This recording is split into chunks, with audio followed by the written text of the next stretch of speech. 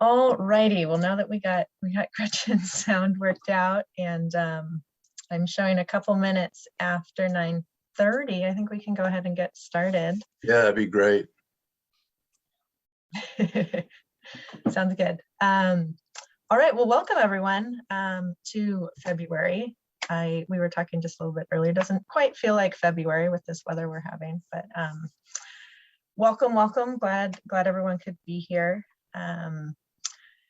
So yeah, I don't have too much else in the way of welcome, and I guess agenda. If anyone sees anything they want to add to the agenda, we can do that now. Speak up or hold your peace until later. All right. Well, let's move into just move right on into it. Anyone have any public comment that they would like to let the group know about? Any announcements? We've tentatively planned for May 19th, the annual Prepare Fair at the Alcoof Center in Oregon House. We had about 500 participants last year. So once we get forward, we'll start, sending out the posters and stuff like that. Talked to Gabe yesterday about it too, getting some Forest Service participation down there. So just wanted to make everybody aware that's coming up in a few months. Great. May 19th, you said, John? Yeah, we might be able to shift left or right on the timeline. We're sending everything out, getting feelers with our participants to see, which day will work better for everyone. Okay. Well, we'll put it on our calendar now. That was a great event last year. I think you guys had June. Yeah, 5:30 to 7:30, right? I believe so. We're still kind of getting the timeline, and we're just happy we're doing it in May instead of the heat of June this time. So Alcoof put it on our calendar yesterday. Okay. Yeah. John, what's the official name of that It's fair? the Prepare Fair. Prepare Fair. Okay, I had it in my notes as the Be Prepared Fair. So it might be. We just I wasn't around for it last year, but we've just been calling it Prepare Fair around the office. We'll get a test group ahead and see which name everyone likes better, I guess. Sounds good. Well, we might be mentioning it in a grant application or two. So as long as we get it close. Awesome. Well, thanks for that, everyone. Look forward to that event. Yeah, like I said, it was a great one last year, and looking forward to it again this year. All right. Any other public comment before we jump into the rest of the agenda? All right. Hearing none. Let's move on to our special presentation. So I am excited to have Dan Taverner here today. Dan is with with NRCS out of Butte County. And he actually reached out to me earlier this month, or I guess it was last month in January, about doing some outreach to folks in the Forbes-town area, because Forbes-town overlaps both of our counties. So I invited him here to give a presentation just about what programs NRCS has related to healthy forests and fuels reduction. And this is for Forbes-town area, but also the rest of Yuba County. All these programs are open to everyone. So thanks, Dan, for being here. And yeah, do you have slides you'd like to share? Or yes, I do. It's right. Only a few, but let me enable the screen share for you. Whoops. Give me a second. Okay, it should be good to go. So yeah, thanks again, Dan, for being here, and feel free to take it away. Okay. First, I would like to know who we're dealing with here. Is there a lot of people from strictly Yuba County or Butte County or both? This is almost entirely Yuba County. Okay. I'm not aware of any Butte County folks, I should say. All right. Well, the program is available to everybody, and it doesn't really matter what county you are in, as long as you can contact the Yuba County office or my office as well. Let's see, I haven't been working with Zoom very much, so let me see what I need to do to share screen. Okay.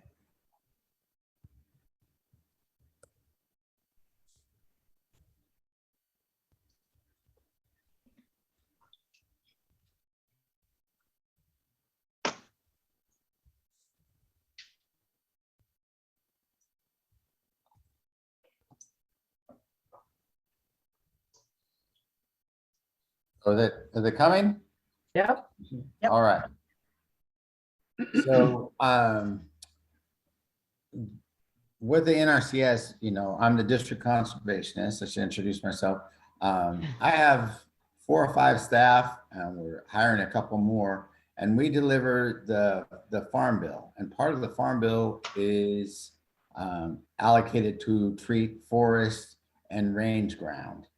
And what it does, the program we deliver for the most part is called EQIP, Environmental Quality Incentive Program.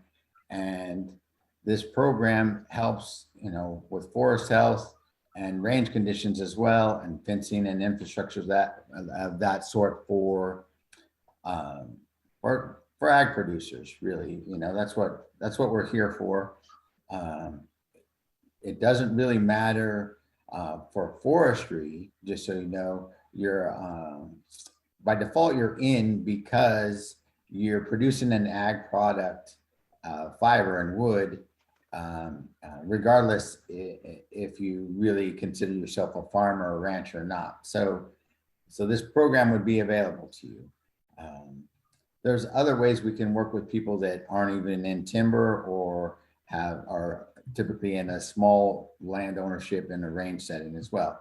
I just want to make sure that you guys understand what we do is cost share the cost of the resource improvements on your property. That's the whole idea.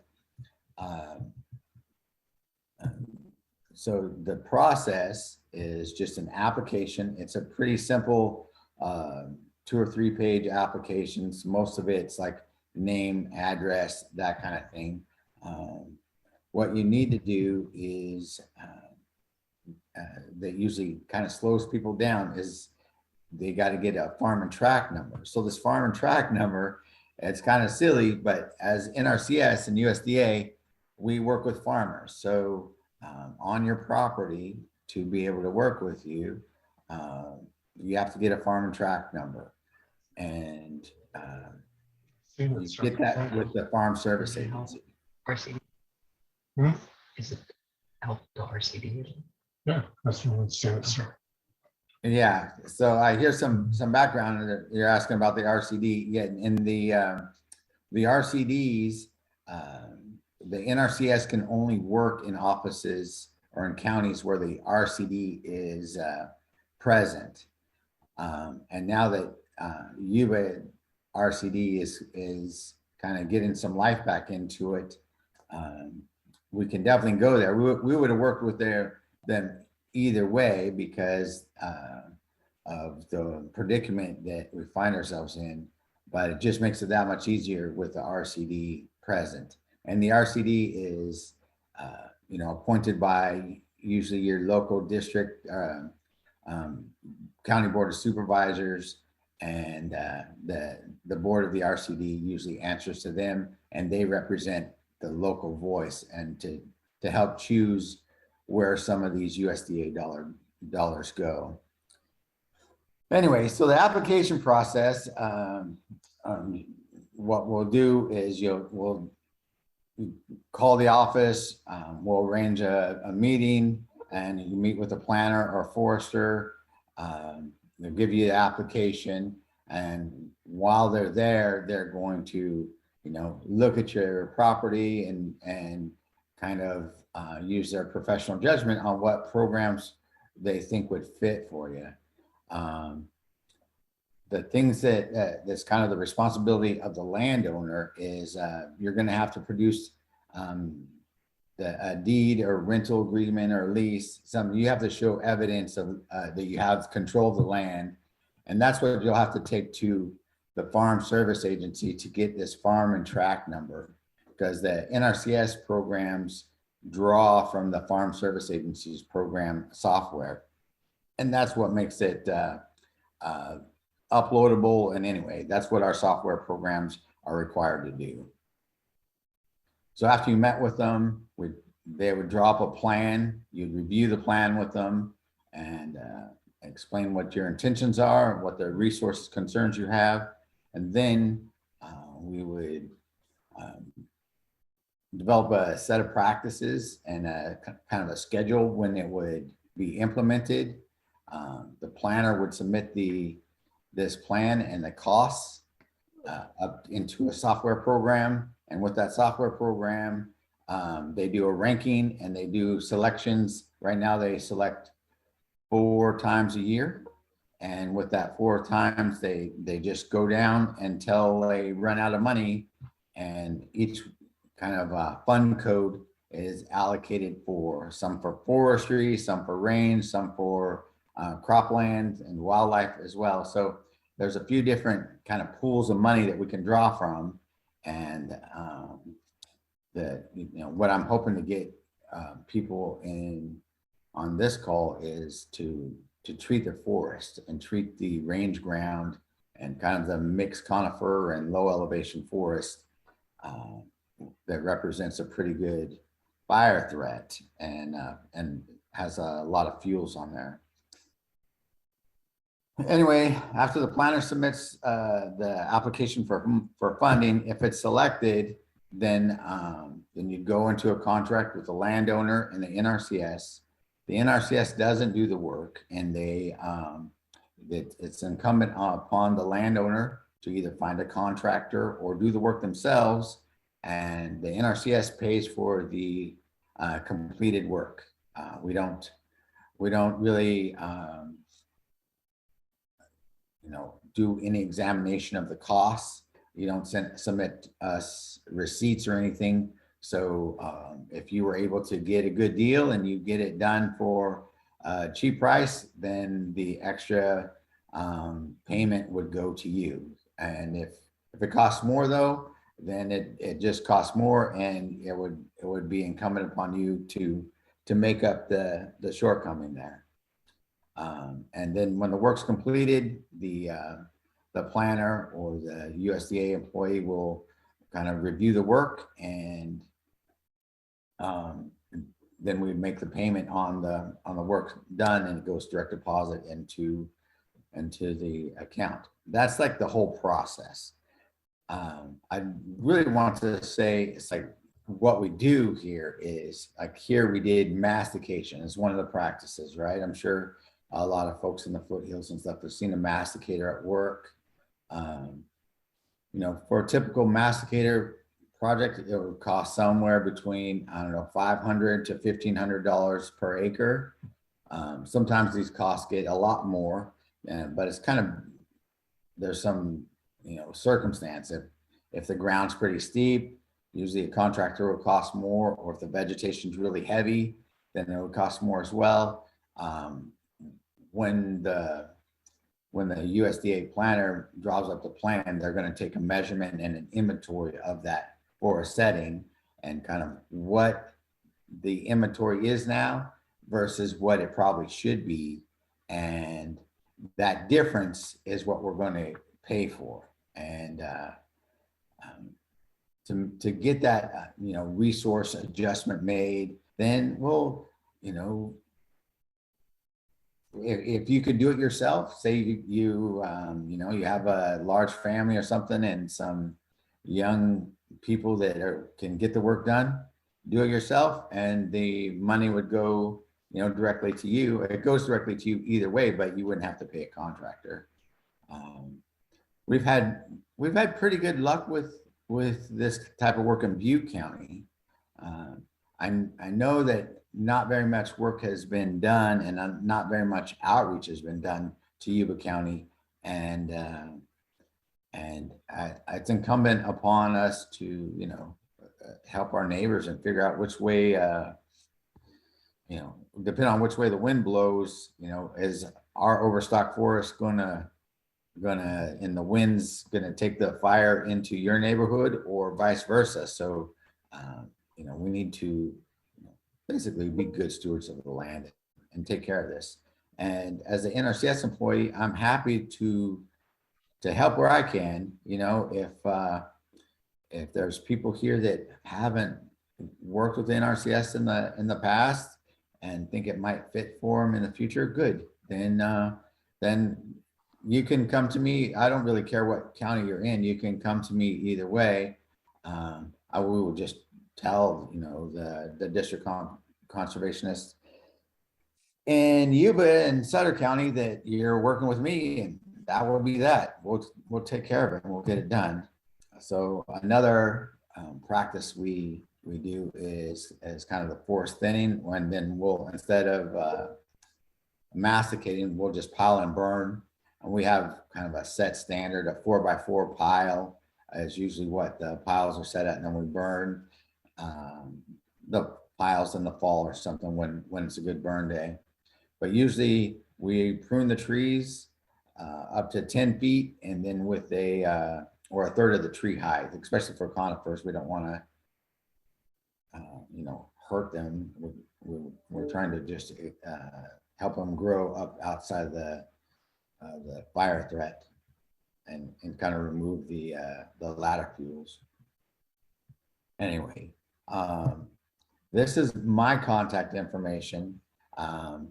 Is Dan Taverner in Butte County. The Yuba County office, the numbers there, I don't have the address. I know it's on Butte House Road. So if you get down to Yuba City, you can they're open now for if you make an appointment.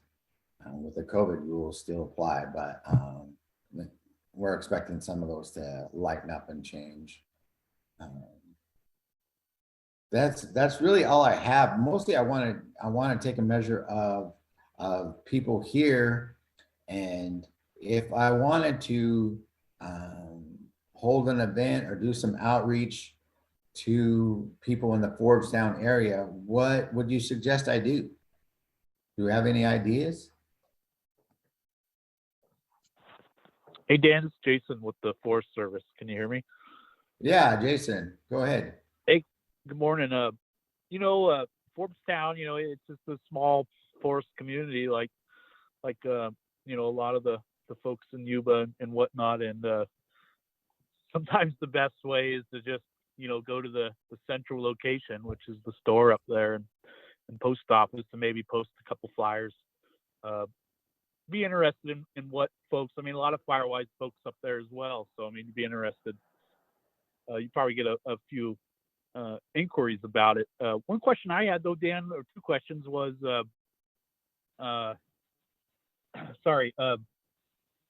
when you say farm or track land, that's probably classified as farmland, your residential property. Is that correct? It doesn't really matter what the county zoning is, because we can even we don't draw any distinctions on size, and actually we're forbidden to do that. So somebody on an acre or 1,000 acres, we can work with either one. We do have certain provisions where for forestry we're not allowed to do work inside the 100 feet defensible space. That's kind of like the CAL FIRE area. We're there to promote healthy forests and do the thinning and forest management work outside of that 100 feet. But the farm and track number is just it's just kind of a USDA FSA issue where they have to. This is where they're measuring farms. That's how the USDA counts our widgets or whatever we're making. So they give you a farm number and a tract number. Sometimes these big farms down the valley, they'll have multiple tracks. But if it's a typical small forest or range landowner, usually we just have one tract number, and we do do the work on that. I would say what I try to do is give it about a 3-year period to make sure we have success. But if I find that if a contract gets too long, we end up not being able to get too many different things can happen and go wrong. And the dollars that we have obligated to that contract end up not being used, and they end up going back. And so it's kind of a waste, considering there's other people that wanted that money too.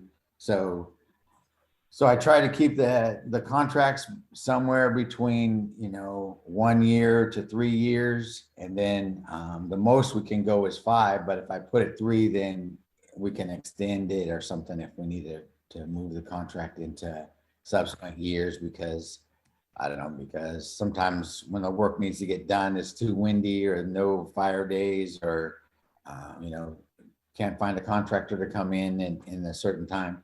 There's a million different things that can happen. So we just try to set ourselves up for success. Well, that's awesome. Thanks for that information. Yeah, I mean, I'd be willing to put up a flyer or whatnot for you as well at the store. If anything, it's a good opportunity to get a sandwich at the Forbes-town store anyway. So anyways, thanks for your info.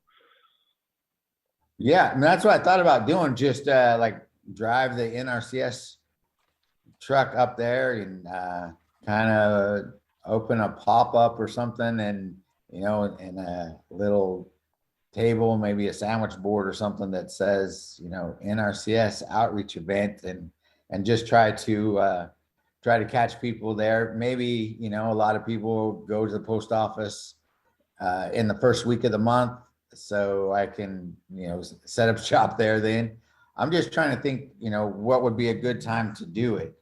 That's why I was asking if there's any ideas. And Berry Creek, I never really found a way to get in there until after the fire, and that's really too late. I mean, then I'm there after and trying to do forest recovery and fire recovery stuff, but it's I'd rather work in the green than not in the black. Yeah, right. Thanks for that, though. Great information. Dan, this is Debbie Azatine Nielsen. I'm with the Yuba County RCD. Good morning. Good morning. I actually live a couple miles from Forbes-town on the Yuba County side. And there are, I think, several different ways that we could get the information out. So perhaps we can connect. There are a couple of events that happen up in Forbes-town during the year. And I don't know, last year Forbes-town Days didn't happen. I don't know if it'll happen this year. There's a little museum up in Forbes-town that has a event during kind of in the summer that would be a really good time to provide information, a booth at that. There's also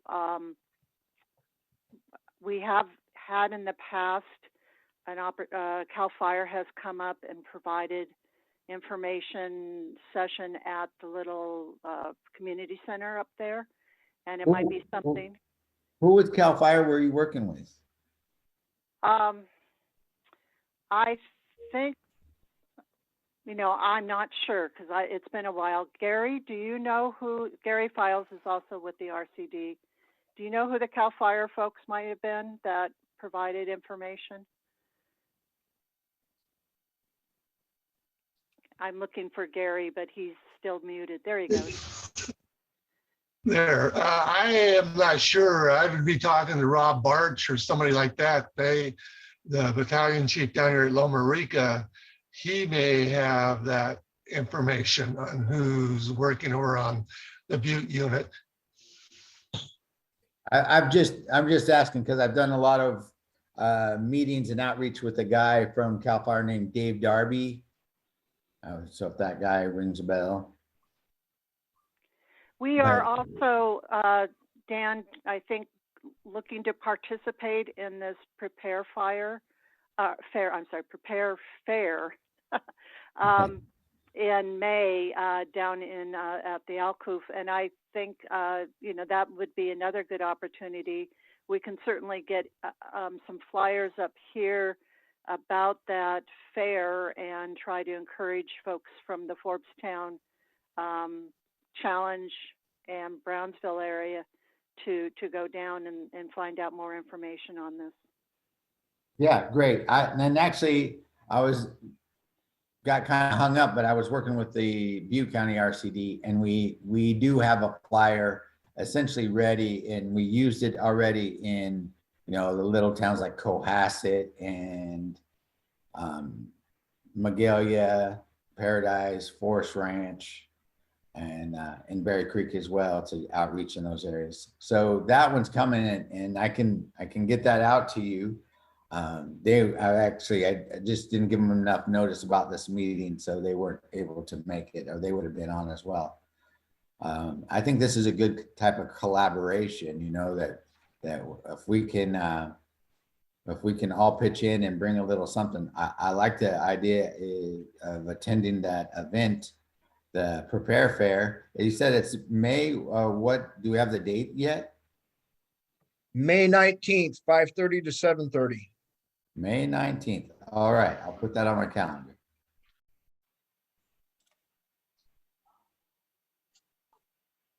And John, if you're still on the call, who's the contact for the Prepare Fair?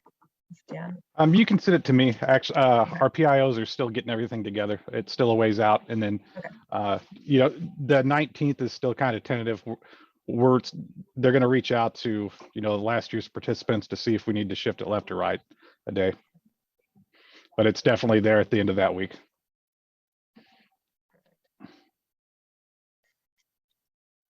Great. Hey, Dan, this is Ryan McKillop with Sierra Pacific Industries. Thanks for joining us. I had a couple questions for you. Sure. On this, do you guys provide the planner and or forester for this type of work? And if so, who would that be? Yes, we do. And in my office, it's usually I have 3 planners, actually 4. I have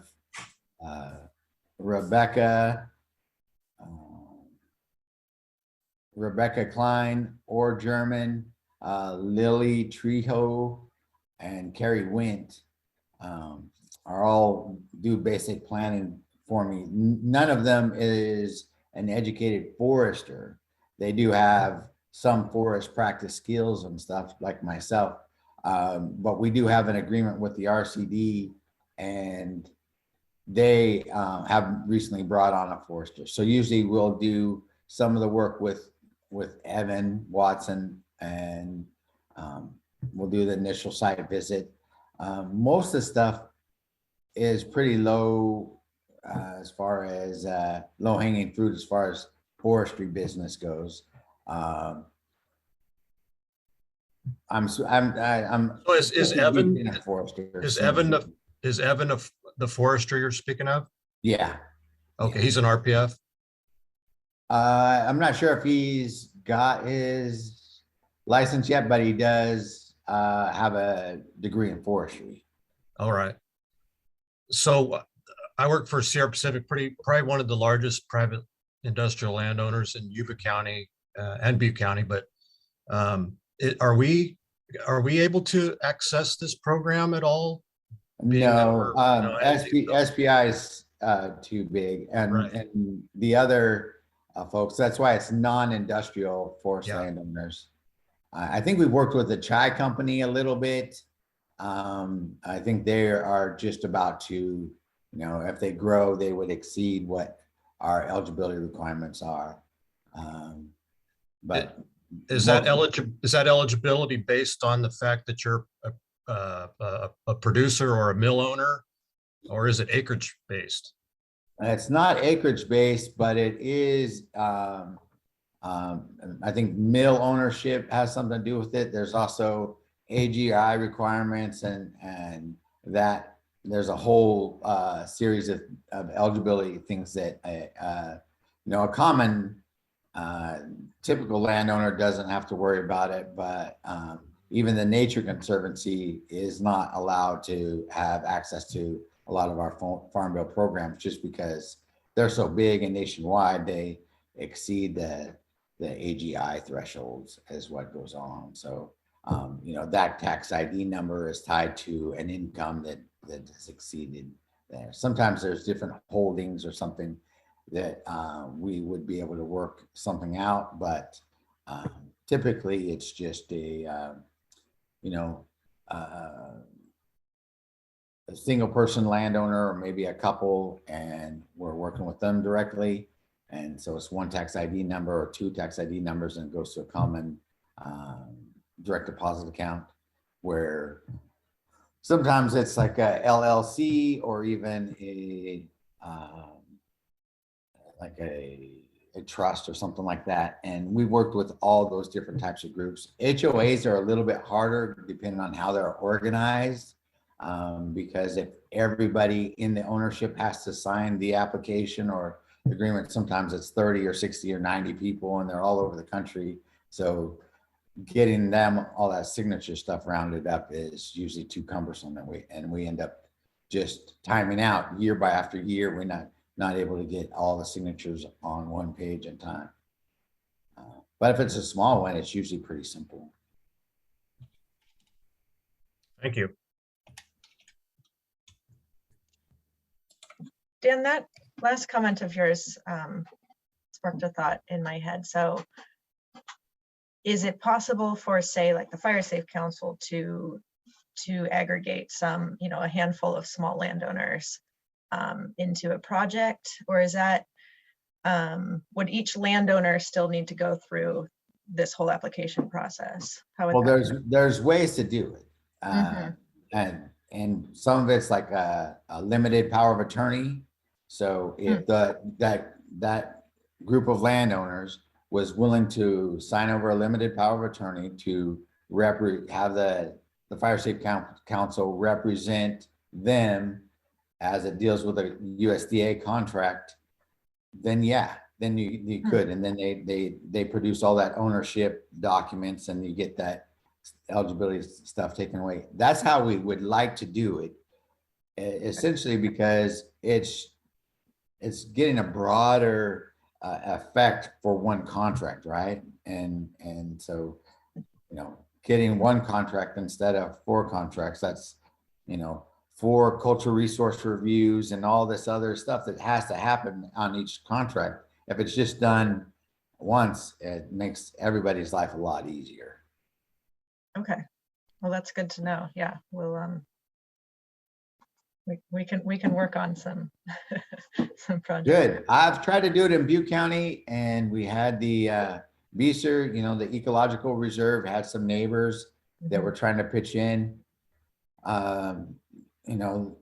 The ownership of those places really wanted to work with Eli over there at the reserve, and he's so busy he couldn't really get all his ducks in a row to get it done. So we're just going one by one and just doing it that way.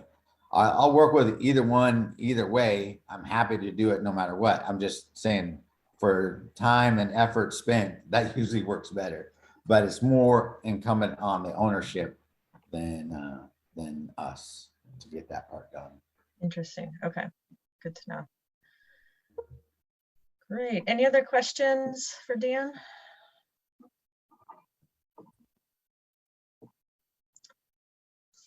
This was a great presentation and a great conversation, Dan. So thanks so much for being here.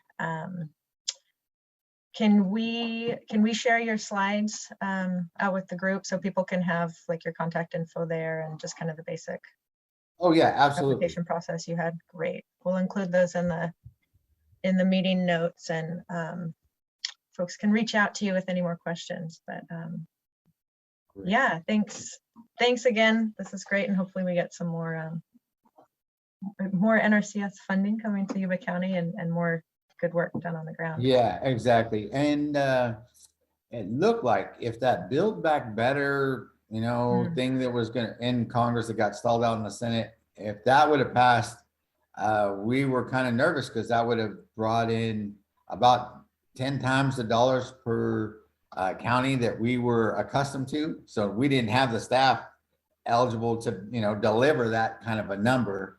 I think parts of it are going to be going through, and we'll see what comes of it. Either way, if you sign up now, if that money becomes available, we'll have that access,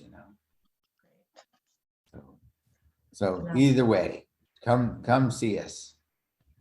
Sounds good. We will send people your way, and we'll work on All what we right. can do as well. So great. Well, thanks. Okay. Thanks, Dan. All right, you guys. You have a good meeting. Thanks. You too. You too. All right. Let's move on to partner reports. Just looking up at my agenda. First up, we have the Plumas National Forest. I think I saw, we heard Jason on here. If you're still with us, Jason, we can launch right into any updates. Yeah, Yep. thanks, Allison. I'll make it All right. short. Yeah, what are we doing? Still continuation of many projects, forest restoration, fire recovery, salvage, etc. We have definitely got a mission change with us to kind of put remote projects on hold while we focus more on MUI communities. We're excited for that.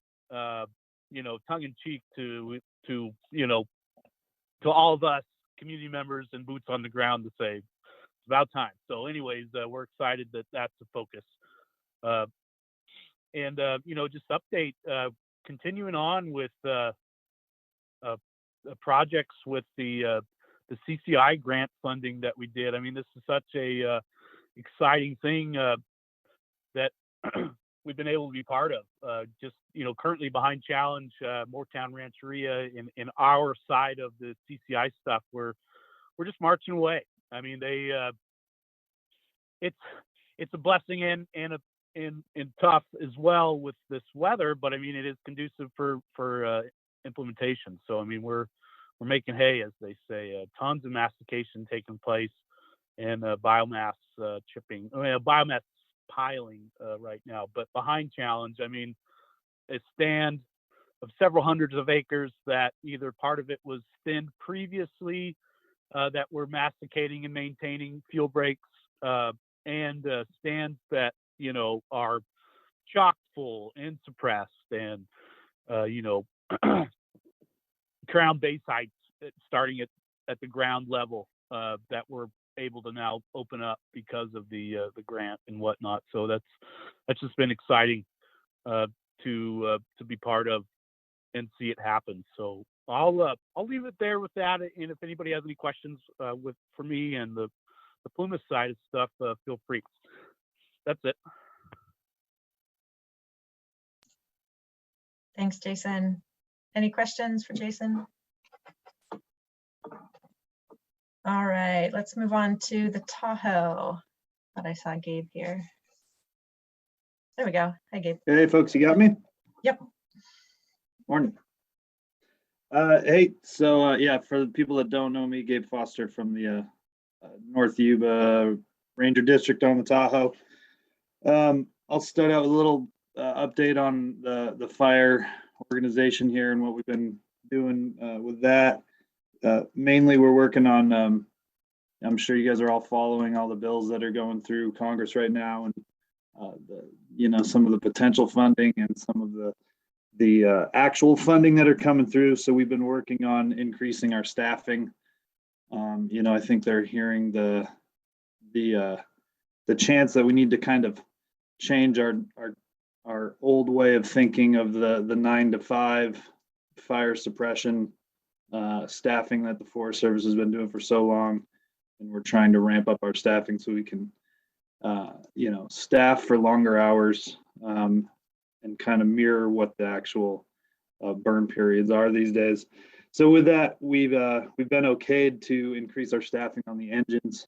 So we're going to add at least one and two positions in that middle leadership role of engineer and assistant fire engine operator per engine, which is a great step. It will, if we can fill those positions, it will allow them to be staffed 7 days a week. It will allow for some of the overhead to get out and operate on incident management teams. It'll allow for better training, and it'll allow for better staffing coverage for the force. And so we also got approved to each hotshot crew can now carry up to 25 is what they're going to do this year on the Tahoe hotshots. So again, just extra staffing there for them. So, again, it's a great step. The issue that we have always run into and we're still running into is, the candidate pool. So we already have troubles filling all these positions right now. We're adding positions to the org chart to build what we really need to look like. But the issue still is candidates. So you guys need to do some recruitment and outreach for us. And I'm sure Vern's in the same position over there on the Plumas. We're trying to lure in as many candidates as we can. So another big step that was made, though, to help with that part on the seasonal side of our employees, they have passed a law to increase firefighter pay at the GS3 level to above $15 an hour. So we're at least working at minimum wage now for these guys that are just coming in as GS3s, which is a huge move for us. So I'm glad to see that. And then I'm sure you guys are also following all the acts with the increased firefighter pay to help with retention as well. And then if you're not currently looking at it, look up the Tim Hart Act, which is currently in legislation, and get a hold of our local representatives to help move that one forward, because it's got a lot of great stuff in it that will help us with these retention and staffing issues that we have here. It's a pretty wide reaching bill that's got a lot of different parts in it: incentives, increased pay, better health coverage, presumptive illness coverage for firefighters. So good stuff. So that's kind of what we got on the staffing side. With that, we are sitting in a spot now where both of our North Yuba engines, Camptonville and Downeyville, currently will be able to staff 7-day effective during the summer. So that's a great thing. We've got the overhead in position. We've got our seasonals. We're still missing one seasonal, but it's not a deal breaker, so they can still staff 7-day effective during the summer there. So that's great. Our initial attack has been pretty low right now. There have been a few things. Pardon me, I'm going to turn my radio down one sec.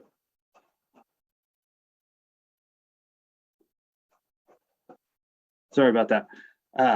So initial attack has been pretty slow. There have been a few escape burn piles. There was a vehicle into the vegetation down there in Oregon House area the other day.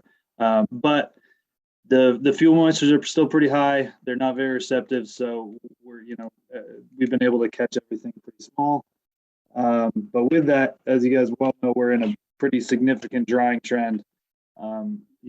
Painfully dry January, painfully dry February, and looking into the future, that's kind of what they've got predicted for the near term here. So, and then with that, we're getting these increased winds. We've been dealing with a lot of northeast winds that have been coming through pretty significantly. There's another one passing through. So that's just going to increase dry stuff out. So with that, we're not, currently burning anything. No piles and no underburning as of right now. But if we will be getting into an underburn window here shortly in some of these lower elevation areas, sitting out in Pendola, Camptonville area. So we will start looking at that. And that'll kind of move me into the fuels update that we've been doing. So we have been working on a hand pile unit out on Garden Valley Road. They've completed about 60 acres of that. The contractors are taking a month or two to go do some planting work on another project, so they won't be out there for the next couple months. But when they get back, we'll continue working on that. And then there's also 400 acres of hardwood culturing going on down in the Pendola burn scar off Garden Point there. And so again, they'll start working on that in a few months. And then as far as our Trapper project, which includes part of this Camptonville area, we're working on a request for proposals, which should be going out today or tomorrow, it looks like, for a registered professional forester to help with the prep and layout work for about 1,300 acres of fuels work. So we're hoping to get the prep and layout done this summer, and then potentially starting with implementation in late summer, early fall. So some of that is, it's kind of the south half of the Trapper project, starting down around Camptonville and then moving up kind of Pliocene in that area, going up towards Pike. So that's kind of where that's going to be focused on. Similar to the fire staff, the fuel staff is also working on increasing our staff and kind of setting up our organization to a way that's going to be a little more successful with what's needed and what's being asked. So in the short term, it's a great thing that we're working on is they've agreed to do a detail for all of the districts on the Tahoe for District GS11 fuels officers. So there would be the position I'm in, which is a GS9, and then above where I'm at, there would be a GS11 to work on district. Yeah, I see Gary's probably knows how needed that one is in that in that spot. So that will be it'll be a huge help to have both of those positions. And like I said, all of the districts are looking at doing that. So we're trying to move our staff into what we realistically need to do more of the work that needs to be done and be more successful. So yeah, besides that, the other obvious thing that we've been working on is heavy blowdown from the winter storms. As I'm sure you've all seen in the roads, and if you've taken walks out in the woods, heavy blowdown, especially in this kind of Camptonville belt here. It got hammered pretty hard. So a lot of our efforts right now are focused on campgrounds, getting all the campgrounds open. All the ones around Bullard's got hammered. So the crews and our machinery has been working in Dark Day, Schoolhouse, Hornswoggle, and all the campgrounds there, cleaning up all the blowdown, burning piles, stacking all the larger logs and trying to get those out of there. So that's kind of what we got going on right now. If anybody's got any questions. Hey, Gabe, all I'm going to say is it only took 15 years to get that. Yeah, that's it. It was just a little short battle.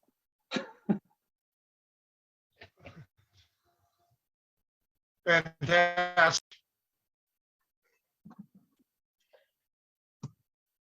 Great. Well, any questions for Gabe? Awesome. Well, thanks, Gabe. Thanks for the Yeah, thanks, folks. report. All right, next up, we have CAL FIRE on the list. Hey, Jim's here. Hey, Jim, how are you? Hi. Hey, I wish I had as much good news as Gabe about wages and working conditions for CAL FIRE people, but I don't have any of that good news. But I'll tell you what, Gabe, I'm really happy to hear that they're finally taking care of you and giving you a little bit more respect. It's not what you deserve. I wish they had more, but I'm glad you're getting a little bit. So congratulations on that. As far as our operations, we went into our Amador period. I haven't talked to you since January 3rd when we went into Amador period, which basically just means that we have less staffed engines. So we'll be spooling up probably mid-March again, but for right now, we're just down to our Amador engines and our SRA engines, which means that we have 2 engines staffed in the Nevada Yuba Placer unit actually, I'm sorry, 3, because they added 1. So we have Colfax, Nevada City, and Truckee that are staffed 24/7, and then the rest of the ones that are in an Amador contract, like for places like Loma Rica. The governor's budget, if it holds out, has 2 more SRA engines, which means 3 staffed engines for Nevada Yuba Placer unit. So we'll see after the May revise if that stays in there, but the obvious place to put that engine would be at Loma Rica. So that would give us 2 engines out of Loma Rica year round. So we're hoping that that stays in the governor's budget, and that's it's looking pretty good so far. So that's where we're at with personnel. We have just a ton of issues with our hand crews right now. So just like Gabe was talking about with his hand crews, we're having trouble staffing, mostly with our CDCR because of COVID issues, and with triple C's for the same reason. There's just anybody that's exposed to COVID, symptomatic or not, is down for quite a while. And what happens at our Washington Ridge camp, they haul everybody back to Susanville and they're gone for 2 weeks. So we've been without a hand crew at Washington Ridge since the first week in January, and no end of that in sight yet. So we're hoping that calms down here pretty soon, and we'll get those people back out and doing some of the fuels reduction, and then they'll be ready to respond. But we still have our National Guard crew, hand crew out of Nevada City. They're going strong. They're doing some great work for us out there on fuels reduction and everything like that. So good work there. Our fire prevention grant deadline is today. So if you were going to submit some of those, get them in today. And for those of you that don't really know the process of selection and how that money comes down, they first of all, they make sure all the applications done correctly and that meets the parameters. And then they send them out to the units to try to kind of prioritize. And so in consultation with our unit chief and our lead forester, they'll look at the submitted grants for the Nevada Yuba Placer unit, and just a little peek under the tent, the unit chief has already said that he wants to concentrate a lot on evacuation routes and life safety concerns. So not that anything else isn't just as important, but those are the highlights for him this year. So prioritize evacuation routes and get that verbiage in if you were going to submit one of those grants. Also, they pretty much have to be included in the battalion ignition plan with each battalion chief, like Rob Barsh for Loma Rica, and down in Smartsville area with Landon Hack. So if you got projects that are working in there, make sure your battalion chiefs are in the loop and that they find those an operationally important thing, and they'll include them in their battalion ignition plan. It makes it a lot easier for us to recommend funding for those grants. The final say-so is always at Sacramento, but that's our recommendations. We also were dealing with Stormageddon recently. Well, not recently, it was in the last week of December and early in January. And, you know, I almost was, you know, laughing with some of our folks while we were dealing with this emergency, because sometimes in our darkest hour, if we don't laugh about something, it's going to drive us nuts. But we were dealing with a ton of down trees and everything like that. And everybody, I think, knows that we pretty much had the wettest December on record. And so there was a lot of saturated soil, and then we had a lot of snow and lower snow than a lot of those trees in some of our lower areas are used to, which caused them to go down, which the end result of that is a lot of dead fuel down on the ground that normally would require ladder fuels to get it to the top of it. But we have a lot of dead fuel that's down, and we need to find a way to try to get rid of it as much as we can. And then followed the wettest December ever by the driest January ever on record. And Sacramento had 0 rainfall recorded in the whole month of January for the first time ever. So that's some pretty bad stuff, and we gotta find a way to reduce those fuels. So that's kind of a big problem, and we'll be looking at that. And I don't really have all the solutions. I know that we have probably a lot more down fuels around homes than we've ever had, a lot of trees that are nearly blocking evacuation routes. And we just, we'll do everything we can help you, but know that we're resource poor right now, and our hand crews are way down in numbers.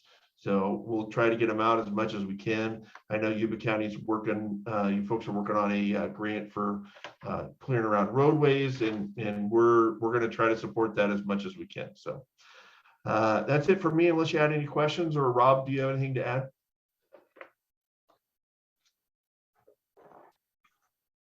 I was just going to mention our PIO, Mary, is all on board for the Yuba Prepared Fair in May at the Alcoof Center.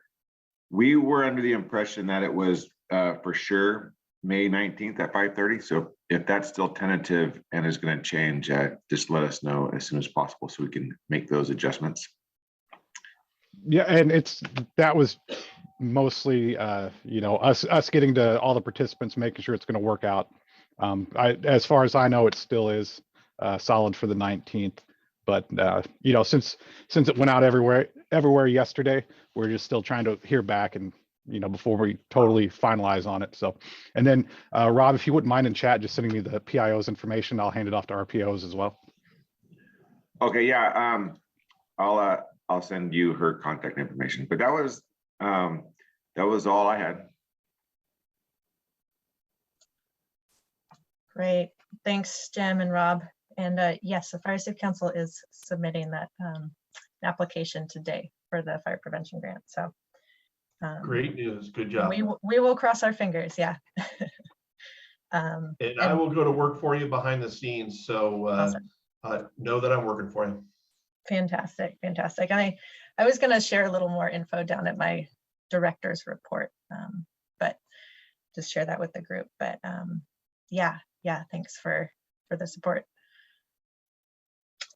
All right, let's keep moving on down the agenda. We have on here California Fish and Wildlife. Don't see anyone on here unless that's our phone number. Oh, yeah, that's me, John Watkins with Fish and Wildlife. That is you. Perfect, John. Yeah, I'll just keep it short. So we're not operating at the same scale necessarily, but we have our preserves. We're still doing a lot of work in the Doherty Hill wildlife area. We have the field break going along Marysville Road. We're about a quarter of the way done with that. We're also struggling with staffing with trying to get the seeds out. They've had COVID outbreaks, and trying to hire seasonal staff has been difficult for us as well. We're plugging away. We have a bunch of open positions we're trying to fill. So hopefully that changes and we get a bigger footprint soon. We are also planning a new large field break south of Collins Dam, or Collins Lake, sorry. It kind of runs right through our wildlife area, but it's we're trying to go for a more strategic location, maybe an evacuation route down there as well. I know we've already worked with CAL FIRE on that. They're going to be really they've already been a lot of support, and I'm sure it's going to be a lot more help throughout the project. But it's going to be, right now it's looking like about 5 miles of roads within that wildlife area. So it's going to be a big project. We're excited to start. Yeah, I think that's essentially the bulk of what we have going on right now. So just cutting and chipping and piling and trying to burn later. Fantastic. Thanks, John. Sounds like all great work, all kind of in similar vicinity of the project we're going to try to put together too. All right, moving on. I have California Department of Insurance on here. Ronnie, did you have any updates today? I don't think we didn't get Lisa to call in today, but no. Lisa, did she get invited? She did. Yeah, I reached out. She said her or one of her colleagues will try to attend occasionally. So yeah, I had them on the agenda. It sounds like it might just be every once in a while, so we might. I did reach out to my deputy, the Office of Special Counsel, who I report to. Lisa is in our community relations branch and outreach. So we're in different parts of the organization, but I did ask him whether he would be interested in coming to make a presentation. And I think that maybe once we launch our regulations, which should be coming soon on the mitigation, we will probably be more active. Once we'll probably want to let you all know that we'll have a notice and a stakeholder meeting that's going to start the clock on getting the regulations approved by the Office of Administrative Law. So once those are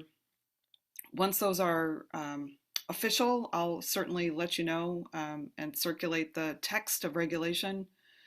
So you can all review that and see if there's anything you would like to tell us to change. So we can go through the stakeholder process and hear what all the stakeholders think about how how this is all going to work and whether it's needing to be fixed up. So that's about it for us now. Yeah, great. Sounds good. And yeah, we'll be on the lookout for that. Hey, Ronnie, this is Curtis. Hey, Curtis. How you doing today? Oh, just fine. Thank you. At our board meeting for the Alku Center last night, we had a question brought up about those regulations affecting the new high school possibly coming to the Dobbins area. Has there been any conversation with those guys? Not that I know of. You can always just shoot me a private email. Allison has my email address, and I can look into it for you. What is the site of the new high school? It's not set in stone yet. It's going to be somewhere in the Oregon House area, possibly around where the elementary school was. So there's the Yeska Charter School. Is it in the same area? It'll be in that same area, yes. Okay. And there was some concern about evacuation route clearance around for the sure. facility and all that. So yeah, I'll shoot, if Allison, if you can send me that email, I'll shoot you the contact from the other end. Okay, yeah, I can definitely look into it if you have your specific question, and I can send it up the line. Awesome, thank you. I'm probably not the person to respond, but I'm sure there's somebody that would have the information you need. Curtis, I'm on the board for the Yes Charter Academy. If you have any questions on location and size and would like to join our planning, we've done lots of, not a lot, we've started to do community outreach, but our hope and vision is that it's going to be Marysville Road and Texas Hill. Between the post office and Texas Hill Road, there's a square there, 18 acres. So we'll have lots of egress. That's a primary concern of ours. So please talk to me. Awesome. You have my email. Shoot me what you have and we'll talk. All right. Any questions you've got, I'm always available. All right. Awesome. Great. Thanks for that, everyone. All right, moving on. I don't see Supervisor Fletcher here, so we can move on to Yuba County Office of Emergency Services. Hey, again, on that date, we're 99% sure it's going to be the 19th. It's just we're waiting for everybody, give them a business day to roger up to make sure that, there's no massive schedule conflicts.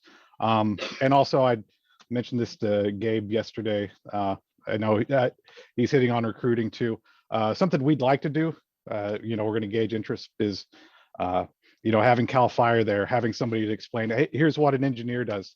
Having somebody from Fuels on the Forest Service or, explaining this is what a squatty on a hotshot crew does, helping. It's too late for this season, but, recruiting for next year, everyone likes a chainsaw and a drip torch. So hopefully that'll help out. We had a Camptonville prepared meeting, just the initial to try and get that started up again.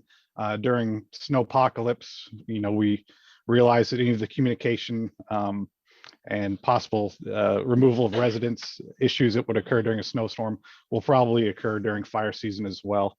And also we now have a new manager, Oscar Marin, on board, and I'll let him introduce himself.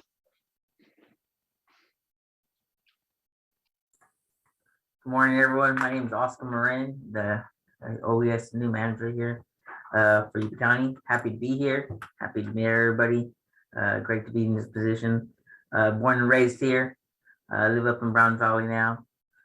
Still familiar with the area. Just excited to be here and to work with everybody. The only thing I got going on for up there right now that I'm working on right now is I'm working with a Michael Armour from Everest Communications Company. He's basically the sub owner or has the rights to the Oregon Peak Tower. So right now I'm working on getting a project that was, I guess, it was a project that was done, was basically projected for the fiscal year 20 for the PSPS grant. And I'm getting that project back on the road and get that started and see if we can get some battery backup for Oregon Peak, which will help communications during the power shut off, and also for evacuations and for the, we're gonna primarily use it for the Marysville Joint Unified School Districts because all their buses run off of the Oregon Peak communication. It just opens up the lines of communications there, the dead zones that we have there during the PSPS's fire evacuation routes. We'll eventually start branching out to all the charter schools, all the schools out there, and we're just trying to get OES back into communications with everybody in our foothill community. If you guys have any interest, any questions, anything that you think that we could be involved in, you want something to look at, if we don't have answers for, I'm sure our team will get it going. Like I said, John Stone is our emergency planner. We have another one coming on board here in a month, so that would be Sarah, and she'd be another emergency planner. And that's our structure going on here for now. Thank you. Great, thank you, Oscar, and welcome. Anyone have any questions for either Oscar or John? All right. Moving on, let's see, I don't see anyone from Public Works or Mike Lee here. That's correct. Or the Sheriff's Office. The Yuba Water Agency let me know they couldn't make it either. All right, so we're on to Beale Air Force Base. I think I saw Tony Square there. Good morning. There you are. For us, as you know, it's kind of slow just because of the weather. We are boosting our staffing numbers here on the wildland fire side here. We'll have a total of 9 firefighters just on the wildland fire side. That'll boost the normal 27 that Beale Air Force Base has. With that, we're acquiring a new Type 6 engine. So we'll have a total of 2 Type 6 engines here at Beale this upcoming year, which will be very nice for us. The boys are working on prepping 10 units for a total of 5,200 acres for prescribed fire planning for this year. Right now, since the first of the year, we completed 30 acres of mechanical treatment around housing. That's kind of going into the Firewise community packet that we'll be submitting here shortly. Other than that, most of us will be gone in March. I'll be going to Tennessee to go burn 62,000 acres, and the rest of my crew will be going to Florida to burn 108,000 acres total. So we'll be gone all of March, and that's all I have to report. Great. Thanks, Tony. That is a lot of acres. 62 and 108,000. Great. Hopefully we can do that around here soon too, in a prescribed burn kind of way. All right, moving on. I think Gary, it's your turn. We still have you on here for Oregon Peak. Go ahead. Yeah, Oregon Peak is going to be very short. Yeah, Oregon Peak is pretty short. We're going to have appreciation lunch on February 26th, a tri-tip dinner, barbecued. So that should be fantastic for all the volunteers from last year. I believe Bill High will be taking over the coordination position for next year. I and Beverly will help him in the coordination, but I believe that's going to happen. Let's see, I might as well go on to the Yuba County RCD. We're in the middle of an audit, resource need process, and then we're working on a booklet that we got the idea from Butte County. It's called Forest Health Guidebook, and it has information on the various veg types in the area, like the blue oak woodlands, grasslands down here in the Loma Rica area, the more brush covered areas in the Oregon House Dobbins area, and then the mixed conifer, Douglas fir type systems up in the Campbellville and higher elevations. Debbie, do you want to add to that on the booklet? Okay, I guess you didn't hear me. Yeah, Well, I'm Debbie's here. taking the lead. Okay. Yeah, sorry, I had to unmute all my devices here. The booklet, we've got the money for it. We just have to decide now on getting the printing done. There are a lot of different changes we need to make to it. I have a call with Allison and Randy Fletcher. That's scheduled, and we're going to go over some of the different ideas about that booklet. There also is a pamphlet that has been put out by Butte County that may be a little less expensive to produce. So we're going to be looking at several different options, but I'm pretty excited about it. This is a really nice booklet that Gary showed there from Butte County.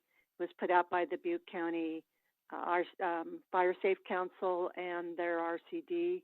And so I have talked to the designer who has the template on that. So I'm hoping that we can go that direction.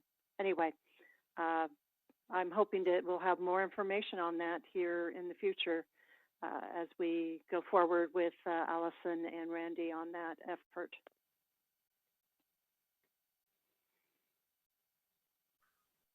Is there any other questions on the RCD? Our next meeting, it'll be this Friday morning at 9:30, a Zoom call if anybody wants to attend. And we're still looking for board members. There's still only 3 of us, and it'd be a great help if we'd come up with 2 more. I guess I'll go on into the wildland fire mitigation reviews. It's here. Let me look at my notes here. We have conducted so far 45.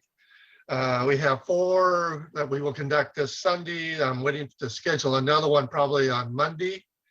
The ones on Sunday will all be in the Lake Francis Estates. That little community is trying to become a Firewise community. They want to be the first one in Yuba County. And Allison and I are kind of holding their hand through the process. And part of the process is the mitigation reviews.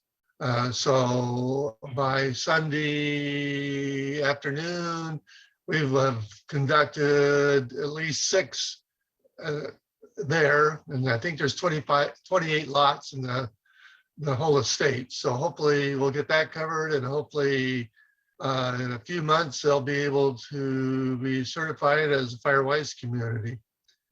Any questions on the Wildland Fire Mitigation Review program? Okay, that's it. Great, thanks, Gary. And Debbie too. Yeah, we're looking forward to collaborating on that booklet, which should be a great resource.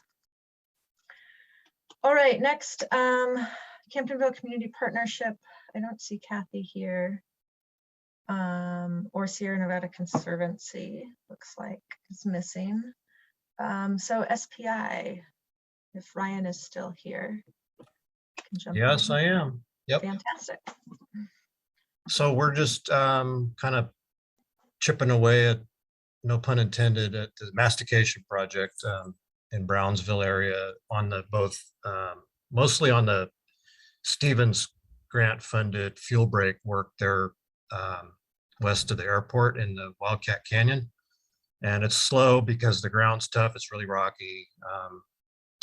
And you know, it's just breakdowns and throwing chipper teeth and all this kind of stuff. So we've done, I think, about 16 acres in there is done.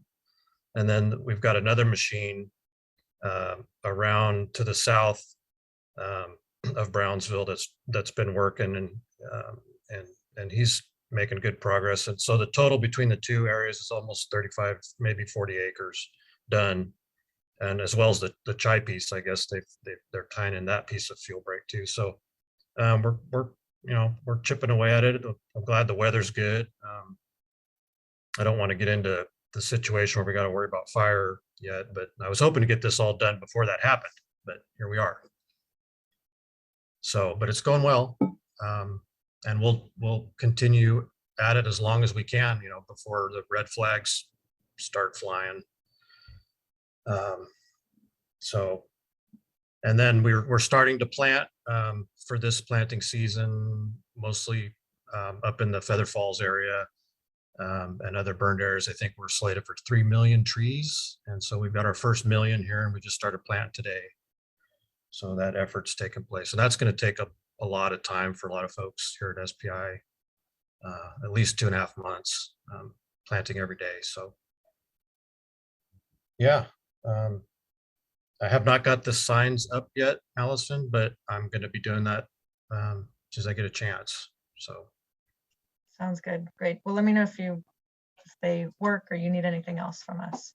no, they're nice. Thank you. I appreciate it. Awesome. Totally. Well, thank you for getting the work done.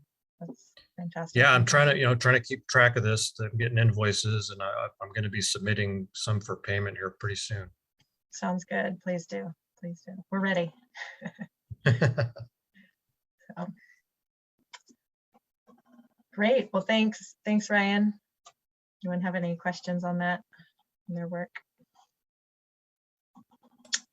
All right. And then last up we have on our list here, I know Madison couldn't make it from Chai. He's out in the woods today. He did mention they have, I think it's like 6 masticators going across their properties on both those Stevens Fund fuel breaks and the CCI Yuba Foothills Healthy Forest project. So he's keeping busy with all those machines out there.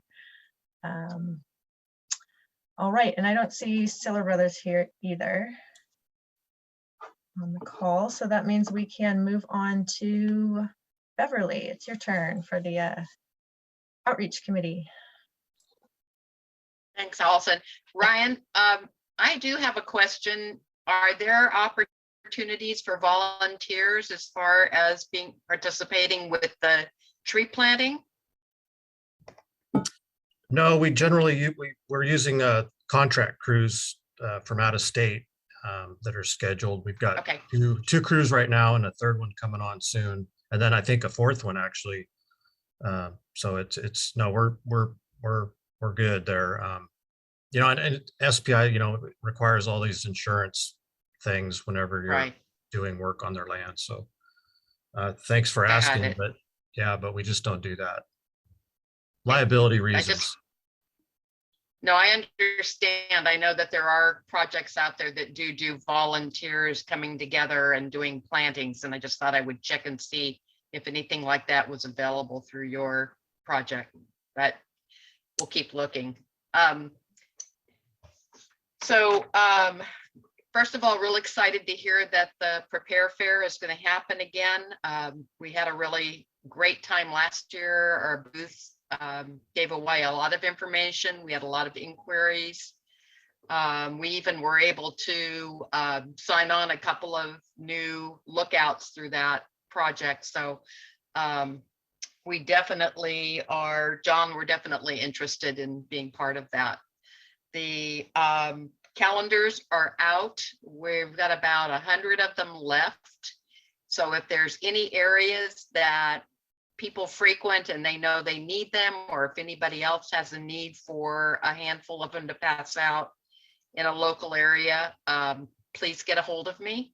That would be great to get all of those out. We've had such a good response that it was real encouraging to know that that people are really paying attention to them, looking at them, and utilizing the information that's in it. Already getting calls from various locations for tow chain covers. Thousand Trails called a couple weeks ago and said, nice weather, we've got a ton of people in and everybody wants tow chain covers. So I've got more coming. Anybody out there that are my hose suppliers, don't forget about us, because we've got some being cut, but I'm sure as the season progresses, we're going to need to be cutting more of them. And I guess that kind of leads me into the last thing. And I appreciated Dan, the presenter's comments about, even though we may not be in a certain county, taking care of our neighboring counties, because it does affect us. Fire doesn't know boundary lines. And so I've been in contact with about 4 different organizations around the area who are trying to get a tow chain cover program set up. And so on the 23rd, I'm actually going to a Lions Club in Gridley to talk to them about it. And they'll probably be reaching out in the Butte County area to groups that have fire hose, because they'd like to start their own project there. And I was kind of excited to see that what was just a Facebook contact about a year ago actually turned into a group of people that want to pursue this. So it doesn't, yeah, I know some people kind of go, oh yeah, tow chain covers, but when you think about the number of roadside fires that we have, and in talking to people, don't even realize that, you know, the chains can cause that kind of a problem. It's kind of encouraging to hear that there are groups out there that recognize it. And I mean, it's a small contribution, but everything helps. So we're going to be I'll be doing that on the 23rd of the month. And then hopefully start getting out and getting maybe a few more areas to go and do some of the fire prevention groups. I mean, as COVID allows, of course. So that's why I'm excited about the Prepare Fair, because that's a good opportunity to reach a lot of people. Any questions? I think that's about all I have right now. I just have something to add to that. This is Ryan. There's a lot of PG&E subcontract crews out towing chippers and equipment all over the place in the foothills. And I wonder if we should think about reaching out to those, or maybe through PG&E, I don't know, to get them integrated with these chain protectors. I think it's a great idea. It really is helpful. But I've seen them throwing sparks. I've seen chippers come off the tongue. There's all kinds of crazy stuff going on out there. But so that's something to think about.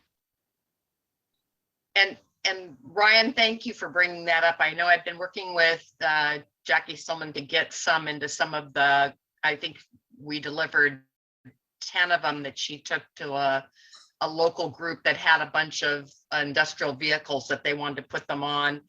And then we sort of stalled on that. But I would certainly, if you have contact with anybody, what we always need is we need one person in the group that sees it as a good idea, and no pun intended, then it spreads like wildfire. And so we just need one person maybe in that group that you're working with that could see the benefit of it, and we'd be more than happy to get those to you. So just give me a contact,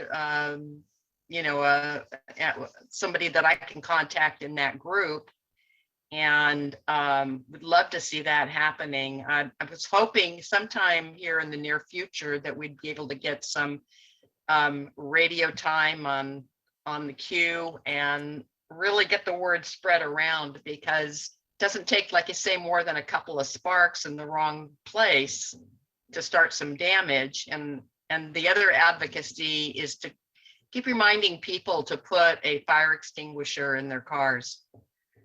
Those have been helpful in stopping a couple of roadside fires that might have gotten out of control. And my recommendation would be to have 2 of them, because they're kind of small. But that and a set of tow chain covers is a great gift for anybody that's got chains and they're hauling anything. So yeah, Ryan, if you kind of keep me in the loop, if you can talk to somebody there, that would be wonderful. Yeah. This is Rob. I wanted to make a little comment about the tow chain covers.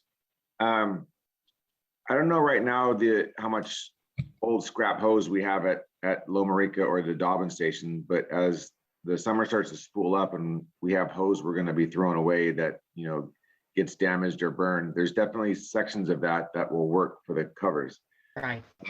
So just as you start running low, just check with 60 or 61 and see if they have any scrap hose, and I'll let them know to save any before they just throw it away. Some comments I've Great. gotten from the Thank you, Rob. a couple comments I've gotten from people is they question the effectiveness of the covers because they're so thin and they rub through pretty quick. But if nothing else, the act of putting that cover on, people install the chain correctly so it's not dragging. And when people see others having those covers, they'll do the same. So regardless of the effectiveness of the cover itself, it's creating a lot of awareness, and so I think it's a good thing all the way around. And unfortunately, you'll never know how many fires it prevents, but it seems like it's a really positive program. Thanks, Rob. Yeah, that was interesting because the program guy that contacted me from Gridley Lions Club to come over actually isn't putting his chains on correctly, and he didn't think it was any big deal that they were just an inch or two above the ground. Yeah, I said, we'll talk on the 23rd because maybe you're not even putting them on the right way. And he said, I have to go back and look now. So I think you're right. I think it is creating an awareness, and it doesn't take much to keep the surface between the chains and the asphalt, that area protected. And it's inexpensive, they're cheap, and we're recycling something that's just going to go into a landfill. So it's kind of a double plus. I just hate to see all that hose get tossed into our already burgeoning trash piles when we can be giving them a second life. And as you said, if nothing else, it's just creating awareness. So yeah, when people thank are you, Rob. sliding it over their chain, they're gonna just by default while they're doing it, raise them up higher, and then people might see that, hey, we got that cover on there for it, and well, keeps it from dragging, and they may, even if they just raise their chain. So yeah, I think it's good all the way around. Right. Exactly. Thank you. Beverly, this is Debbie. Hi. Yes, Debbie. We have the Mountain Enterprise Group that's been doing some work on our property. They'll be coming back here in a couple months. I got a card from one of the supervisors. And so if we do want to start, reaching out to some of these groups that are working on taking the wood or clearing for PG&E, that will be one contact, and I could start reaching out to some of those I see along the road and trying to get additional ones, if that would be helpful. I think it would, because as Rob said, all you have to do is see the cover on somebody's vehicle to realize, oh yeah, that's kind of a good idea. So it kind of spreads. I think Thousand Trails has probably done more of that because they've got the tow chain covers right there at the ranger station when people go in. And so with the big sign and everything, and that's the first thing people say is, hey, what are those? And as I drove through the last time when we made delivery, we saw them on several vehicles there that were camping. So it's an awareness raiser. And if we got them on some of the Mountain Enterprise vehicles, somebody else is bound to see it. It's a slow process, but that it still works because we've probably gotten over 1,000 sets out there. Probably more than that if I'd have been counting at the very beginning. So we would just appreciate any contacts that, and Ryan, thank you. I got that information for Mountain Enterprise. I just took a screenshot off of your chat note. Any group that is running vehicles with tow chains, we need to get those out to them. Because the more people that see them, and that's how some of these, like the gal in Monterey County, happened to see them on somebody's vehicle when they were in this area. and happened to check on Facebook. And so, you know, sometimes it's random, but it's working. So yes, Debbie, anybody that you can send our direction would be great. Sounds good. Any other questions? If anybody out there is in a location where they know we've had calendars and the calendars are out, please let me know, and I'll be making a run probably here pretty soon with more reflective address signs, and they can drop off calendars too. Okay, that's all for me. Great, thanks, Beverly. Thanks, everyone. Yeah, that food chain cover program is it's going great. That's awesome to hear. I didn't realize we were over 1,000 plus so far, so that's fantastic. All right, I do want to acknowledge we are a couple minutes over 11 o'clock, so if anyone does need to go, I understand, but we just have a few more agenda items left. If you're able to hang around, we appreciate that you can. All right, moving on to Sean with the board report. There we go. Not a whole lot going on. No board meeting following this one. We didn't have much to talk about, so not much going on board wise.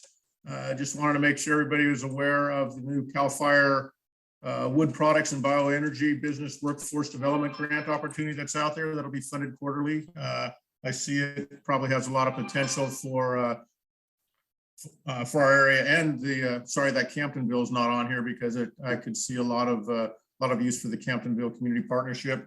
One of the unique things about this particular grant is it's one of the few that also can go to private enterprise. So most of them are limited to government, 501c3, fire safe councils, and other entities like this. But this also has some opportunities for folks that are trying to build their own wood products business to help them get their foot in the door. So that might have some opportunity for some small businesses in our area to make some to get their businesses started and help them going. So just want to make sure everyone's aware of that. Other than that, don't have much to go, and I will turn it back over to Allison and to report. Great, thanks, Sean. Yeah, that wood products grant you mentioned, that's we're excited about that, and CCP is aware of that, and I believe they're going to put an application together in the near future for that program. But also, yeah, if there are other potential businesses out there, they definitely, we all encourage them to apply for that, because yeah, wood products and kind of what do we do with the material after some of these projects we're talking about. That's a big challenge for our area and for the state. So so many challenges, so little time, but yeah, that's looking forward to that one. All right, it is time for my executive director report. Just a small handful of things to report on today. Most of my time this past month has been largely consumed by putting together this grant application for the CAL FIRE Fire Prevention Grant. So I believe I touched on it last time when we were starting to put the application together, but basically this proposal will cover roadside clearing in kind of an extended buffer within 150 feet on both sides of county roads and 30 feet on private roads. In this first round is going to be in the Dobbins Organ House area. So we're putting in a approximately $3.5 million grant request to CAL FIRE. We're really excited. Also, we were able to get a request into Yuba Water Agency, and they granted us a cost share grant that will help go toward the same project. So they awarded that last week, $240,000 to the Fire Safe Council as well. So if CAL FIRE awards us the grant, then we also receive the $240,000 from YWA. So super excited about that one. We're really grateful again for all of Yuba Water Agency's support. on this program and so many of our programs, to be honest. But yeah, that I feel like I touched on that way too briefly for what the complexity of the project. But yeah, it's basically roadside fuel reduction. Last month I did mention we were going to put a dead tree removal piece into it, but we have since removed that from this proposal. Just it had too many unknowns and complexities. So that'll be, the dead tree removal will be a project for a later date. But we just really wanted to focus on the roadside clearing for those evacuation routes. Any questions on that grant before I move on? We're excited. It's due today, like Jim mentioned. So I believe it's all in now. We actually had some great grant writing help from the Yuba IRWIM team. So they're helping us submit it today, which is great. But all right. Well, yeah, and I don't know if Jim or Rob, if you know when we're supposed to hear back on that grant. I've been assuming a few months. Yeah, there's not going to be an exact date that they're going to tell us that they're going to review it. But like I said, I'll do a lot of work behind the scenes starting this afternoon. Fantastic, fantastic. Thank you. We and all the communities really appreciate it. So. All right, what else have I been up to? I did finally hire a project coordinator. That new person starts this Friday. So really excited to have some help come on and really help grow our current programs and start some new programs as well. I'll let the new person introduce herself once she's on, but her name is Yannicka, Yannicka Allen. You'll be seeing probably some emails coming from her. So that's who that is. She's coming to us from the Sierra Institute up in Taylorsville. So she has kind of a wide background of both doing some field work for them as well as grant writing and outreach. So I think she'll be a great fit for our needs here for running our wide array of our different programs. So, and that kind of leads into a couple new programs that she'll be in charge of and that we are going to be launching later this month. I've talked about them before on here before, but they're our home hardening cost share and defensible space cost share programs. So that'll provide a 50% cost share reimbursement up to $2,000 for residents to complete home hardening and defensible space work on their properties. So yeah, we're kind of getting the final pieces together on that and expecting it to launch in the next few weeks. So everyone here will be getting emails about that, and we'll be posting on social media and flyering and everything you need to know about those programs. So be sure to spread the word on that. We're excited to get those going.